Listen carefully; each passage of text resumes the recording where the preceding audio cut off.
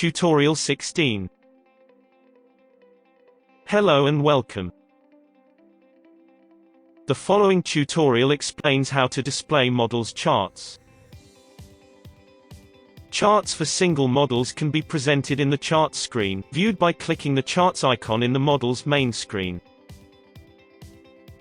On the top left part of the screen, there are radio button fields which allow the user to choose whether the chart refers to the current data or historical data. If current data set is selected, the most recent records will be presented, with a back time window that can be adjusted for its length. If historical data are selected, the user may select a start date and an end date. Once dates have been selected, it is possible to browse between dates with a fixed window size using the arrow keys. These arrows allow the user to go to the beginning of the data, the end of data, or to page forward and backward by dates.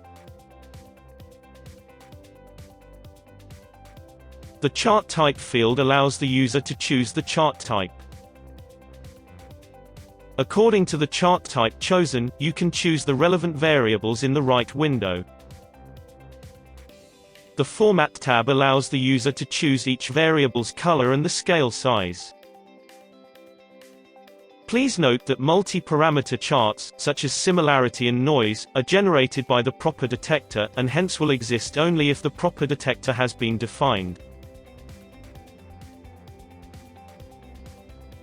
The chart screen enables us to display several types of charts. This includes model raw data, data from the similarity table, data from dynamic change detector, a correlation between variables, various histograms, and various density maps. Further details about each one of the charts and about charts, in general, can be found in Charts in the Topics section of our website. Thank you. We hope you have found this tutorial helpful and clear. If not, or if you have any additional suggestions or comments regarding this tutorial, please submit your remarks via our website.